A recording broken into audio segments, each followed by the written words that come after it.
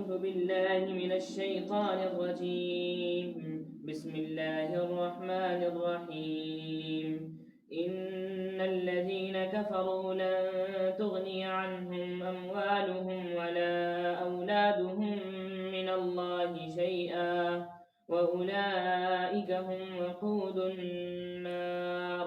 كدأب آل فرعون والذين من قبلهم كذبوا بآياتنا فأخذهم الله بذنوبهم والله شديد العقاب. قل للذين كفروا ستغلبون وتحشرون إلى جهنم وبئس المهاد. قد كان لكم آية في فئتين التقتا فئة تقاتل في سبيل الله وأخرى كافرة يرونهم مثليهم رأي العين والله يؤيد بنصره من يشاء إن في ذلك لعبرة لأولي الأبصار. صدق الله العظيم. الحمد للہ رب العالمین والصلاة والسلام علی سید المرسلین وعلی آلہ واصحابہ الغر المیامین. اعوذ باللہ من الشیطان الرجیم. بسم اللہ الرحمن الرحیم. ان الذین کفروا لن تغنی عنہم اموالہم ولا اولادہم من اللہ شیئا واولئک هم وقود النار. ان آیات میں روئے سخن اصلاً نجران کے اس وفد کی طرف ہے جو اللہ کے رسول صلی اللہ علیہ وسلم کے پاس آیا اور اس نے قرآنی تعلیمات کا انکار کیا اور قرآن مجید کی وہ آیات جن میں حضرت عیسیٰ علیہ السلام کو روح اللہ کلمۃ اللہ کہا ان کا اس نے غلط مفہوم اور غلط تعبیر بیان کی اور اپنے باطل عقیدے پر اس سے استدلال کیا. اس استدلال کی وجہ سے وہ کفر کے مرتکب ہوئے اور ان کو خاص طور سے اس میں مخاطب بنایا گیا ہے اور آیت کریمہ کے الفاظ وہ عام ہیں. اس عموم کی وجہ سے اس آیت کریمہ میں جو تہدید ہے، جو دھمکی ہے، جو تنبیہ کی گئی ہے، اس کا اطلاق تمام کافروں پر ہوتا ہے، چاہے وہ کافر یہود میں سے ہوں، نصارہ میں سے ہوں، چاہے عام مشرکین ہوں. قرآن مجید ان کو وعید سناتا ہے. وہ لوگ جنہوں نے کفر کو اختیار کیا اللہ کے مقابلے میں، ان کا مال ان کو کچھ نفع نہیں پہنچائے گا اور نہ ان کی اولاد، اور وہی لوگ آگ کا ایندھن ہوں گے. بہرحال اس آیت کریمہ کے اندر بڑی تہدید کی گئی ہے اور ان کو آگاہ کیا گیا ہے کہ اگر وہ اپنی اس روش کو نہیں بدلیں گے تو پھر ان کو اللہ کے عذاب کا نشانہ بننا ہوگا اور وہ ہمیشہ کے عذاب کے اندر داخل ہو جائیں گے.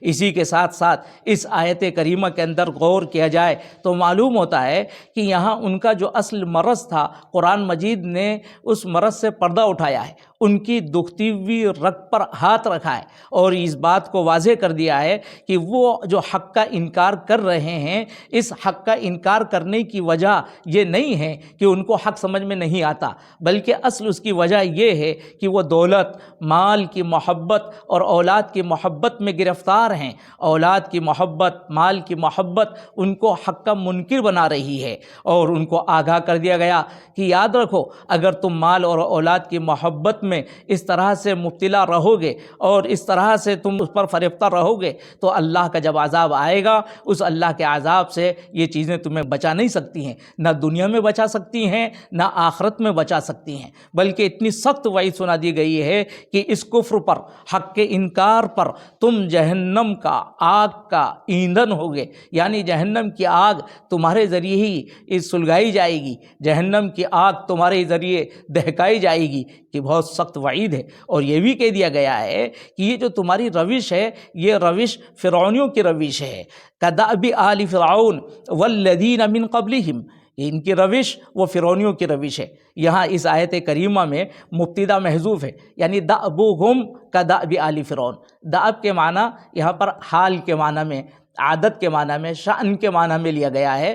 ویسے دأبا آتا ہے کسی کام کے اندر کوشش کرنا، دأب فلان، یعنی فلاں شخص نے بڑی کوشش کی، اس نے بڑی توانائی صرف کی، اس کے لیے لفظ استعمال ہوتا ہے۔ یہاں اس کا مفہوم حال سے ہے، یعنی تمہارا حال فرعونیوں کے حال کی طرح سے ہوگا۔ دأبہم کدأب آل فرعون، ان کا حال فرعونیوں کے حال کی طریقے سے ہوگا۔ والذین من قبلہم، اور ان لوگوں کی طرح سے ہوگا جو ان سے پہلے ہوئے، یعنی فرعونیوں سے پہلے جو لوگ ہوئے، یعنی قوم عاد، قوم سمود کی طرح سے ان کا حال ہوگا۔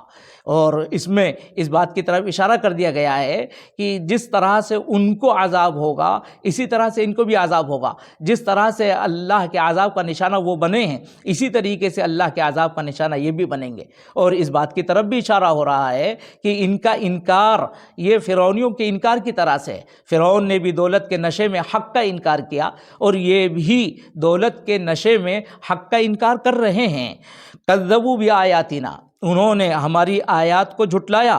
فأخذہم اللہ بذنوبہم، تو اللہ نے ان کے گناہوں کی پاداش میں ان کی گرفت کی۔ کذبوا بآیاتنا، قرآن مجید نے بہت عام لفظ استعمال کیا ہے۔ کذبوا بآیاتنا کا مطلب انبیاء علیہم السلام کو جو کتابیں دی گئیں ان کو بھی انہوں نے جھٹلایا، انبیاء علیہ السلام کو جو معجزات دیے گئے ان کو بھی جھٹلایا، اور اس کائنات میں جو کچھ دلائل حق کی صداقت پر موجود ہیں اس کو بھی انہوں نے جھٹلایا۔ کذبوا بآیاتنا، بس ان کے انہی گناہوں کی پاداش میں اللہ نے ان کی گرفت کی۔ واللہ شدید العقاب، اور اللہ سزا دینے والا ہے۔ قل للذین کفروا ستغلبون وتحشرون الی جہنم، اور اس کے ساتھ ساتھ دنیا میں بھی اب ان کو وعید سنائی جا رہی ہے۔ آپ کہہ دیجئے ان لوگوں سے جنہوں نے کفر کیا، ستغلبون، تم ضرور مغلوب ہوگے، وتحشرون الی جہنم، اور جہنم کی طرف لے جائے جاؤ گے۔ وبئس المہاد، اور جہنم بہت ہی برا ٹھکانہ ہے۔ ظاہر ہے اس آیت کریمہ کے اندر بھی عام کافروں کو یہ بات کہی جا رہی ہے، گرچہ حضرت عبداللہ ابن عباس رضی اللہ تعالیٰ عنہ سے ایک روایت منقول ہے، اور اس میں یہ بات کہی گئی کہ حضرت رسول پاک صلی اللہ علیہ وسلم غزوہ بدر کے بعد جب مدینہ منورہ آپ پہنچے تو اس وقت میں آپ نے یہود کو جمع کیا، اور یہود کو جمع کرنے کے بعد ان سے کہا کہ بھائی حق کو قبول کرو، اگر حق قبول نہیں کرو گے تو تمہارا انجام بھی وہی ہوگا جو قریش کا ہوا۔ اس پر یہودیوں نے حضرت رسول پاک صلی اللہ علیہ وسلم کو یہ جواب دیا کہ آپ کا یہ جو مقابلہ ہوا ایسے لوگوں سے ہوا جو جنگ کا طریقہ جن کو صحیح طرح سے معلوم نہیں تھا، جو جنگ کرنا نہیں جانتے تھے، لیکن اگر آپ کا واسطہ ہوا تو پھر انجام اچھا نہیں ہوگا۔ اس طرح کی بات جب ان کی طرف سے کہی گئی تو قرآن مجید نے ان کو تہدید کی اور ان کو تنبیہ کی، آپ کہہ دیجئے ان لوگوں سے جنہوں نے کفر کیا، ستغلبون، کہ تم ضرور مغلوب ہو گئے۔ تو اس سے یہود مدینہ بھی اس سے مراد ہو سکتے ہیں، بنو قینقاع، بنو نذیر، بنو قریظہ، یہ سب بھی اس سے مراد ہو سکتے ہیں، اور آیت کے اندر عموم بھی ہے جس سے عام کافر بھی اس میں مراد ہو سکتے ہیں، گرچہ حضرت عبداللہ ابن عباس رضی اللہ تعالیٰ عنہ کی اس روایت کو محققین نے ضعیف قرار دیا ہے۔ بہرحال اس آیت کریمہ کے اندر کفر اختیار کرنے والوں کو دنیا میں اللہ کے عذاب کا نشانہ بننے کی تہدید کی جا رہی ہے۔ آپ کہہ دیجئے کہ وہ ضرور مغلوب ہوں گے اور جہنم کے اندر ان کو جمع کیا جائے گا۔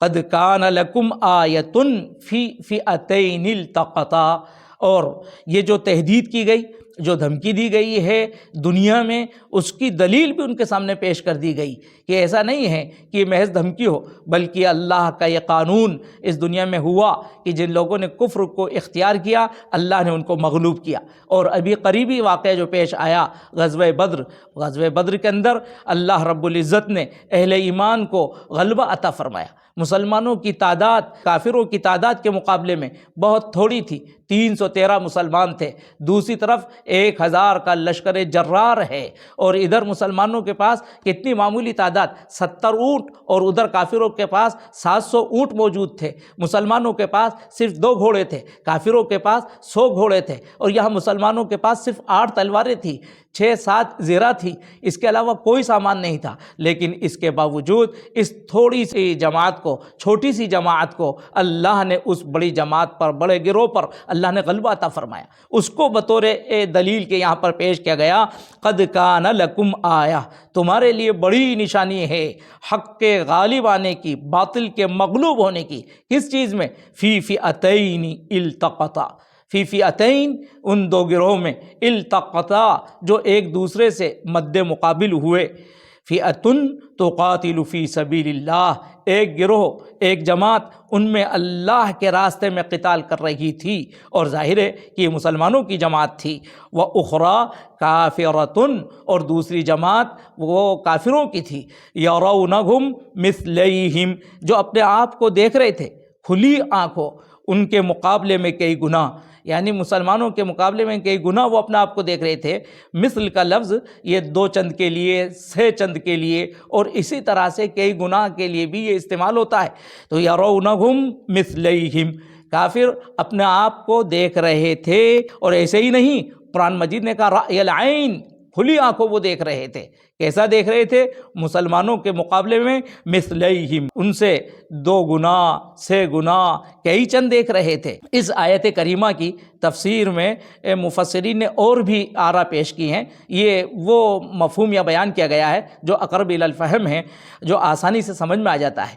واللہ یؤید بنصرہ من یشاء، اور اللہ طاقت پہنچاتا ہے اپنی خاص مدد کے ذریعے سے جس کو چاہتا ہے۔ یہاں اللہ نے اہل حق کو طاقت پہنچائی، ان کو غلبہ عطا فرمایا اپنی خاص مدد کے ذریعے سے۔ ان فی ذلک لعبرۃ لأولی الابصار، اور اس میں یعنی اس طرح کے واقعے میں عبرت ہے، بڑی عبرت ہے، بڑی نشانی ہے، لأولی الابصار، آنکھوں والوں کے لیے۔ آنکھوں والوں کے لیے مراد یعنی اہل عقل کے لیے، وہ لوگ جو بصیرت رکھتے ہیں، ان کے لیے اس میں بڑی نشانی ہے کہ اللہ رب العزت کی تائید وہ اہل حق کے ساتھ ہوتی ہے۔ باطل دنیا میں بھی رسوا ہوتا ہے، اور آخرت میں بھی وہ اللہ کے عذاب کا نشانہ بنے گا۔ اس طرح کی بڑی نشانی، بڑی عبرت اس واقعے کے اندر ہے۔ ان آیات میں یہی پیغام دیا گیا ہے کہ کفر وہ دنیا میں بھی ذلیل ہوتا ہے اور آخرت میں بھی ذلیل ہوگا، اور جو حق پر قائم ہوں گے وہ دنیا میں بھی سرفراز ہوں گے، اور آخرت میں بھی اللہ کی رضا اور خوشنودی کے وہ مستحق ہوں۔